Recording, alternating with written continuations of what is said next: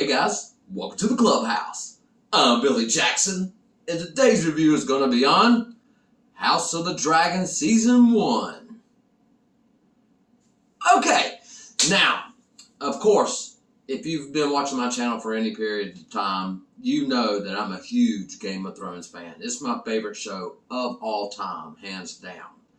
And when they announced that they were going to make some more shows based on Game of Thrones, I was pumped up.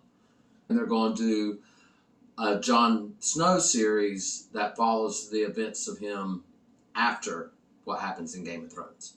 And I'm excited about that. But as far as this show goes, I was kind of weary about it because I really wanted them to go forward with Game of Thrones, not backwards. I'm not a huge fan of prequels of any kind, but either which way, it was going to be Game of Thrones and it was coming out. So I was excited. Now, did it live up to that excitement? Yes. I thought the show was excellent. Now, I do have some qualms about it. I'll get to that in a second.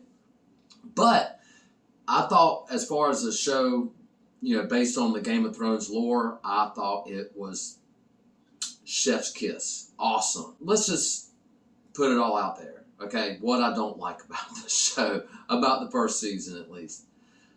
I didn't like the time jumping and the switching of actors and actresses.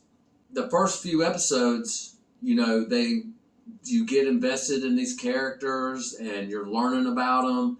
And, certain characters have kind of like a love affair going on. And then they time jump 10 years. Those people are no longer involved. They're involved with someone else. They have kids with that person. And you're like, well, what happened with that? I was invested in what was going on with them. And now you just can't be. So that kind of really threw me off. But then it gained ground with me again because the actresses and actors that replaced some of the people did a really good job. I have to give them credit where credit is due. They've done a great job with replacing the actresses that they were, portraying. So anyway, not a huge fan of the time jump. It became convoluted. Later in the season, they time jumped 6 years again.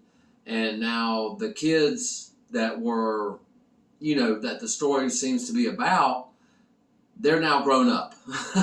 And now you have to be invested in these new actors. And even though it's the same character, it's just the fact that it's just jumping around. It felt a little convoluted to me, some of the storylines that were going on. But all that being said, I got those nitpicks out of the way. The acting, the performances, the writing, the directing, the CGI elements, of course, all the dragons are all CGI. Everything in that aspect with this show was superb. Now, I'm going to talk about the best performance in the entire show, every episode. The best performance I've seen from a lot of stuff lately. And that was King Viserys. His performance of showing of what kind of good king that he was trying to be. But of course, in Game of Thrones, you almost have to be a ruthless king to be able to stay on the throne. But it showed how the throne itself was cutting him and he got, infections, and it just really made him sick over the years. And you could see it in his face, in the actor's performance, the way he was aging and being sickly at the same time until, his demise, unfortunately. But that episode where he passes away in, I think was one of the best performances we've seen, maybe in all of Game of Thrones. I said it. I loved the king in this, and that actor did a phenomenal job, especially in that final episode he was in. I was blown away by the way he made me feel about his character. I mean, I really loved this season. Do I think it's better than the first season of Game of Thrones? No. I think the first season of Game of Thrones was excellent. Hands down, the best season finale, that I think you can have was, episodes 9 and 10 of the first season of Game of Thrones. I thought it was very well done and awesome. And the finale of this show was really good. and left you with a cliffhanger like, man, next season's just going to be, whoo, it's all out war of the dragons. I cannot wait. That being said, the finale did feel like a 9th episode of a Game of Thrones season.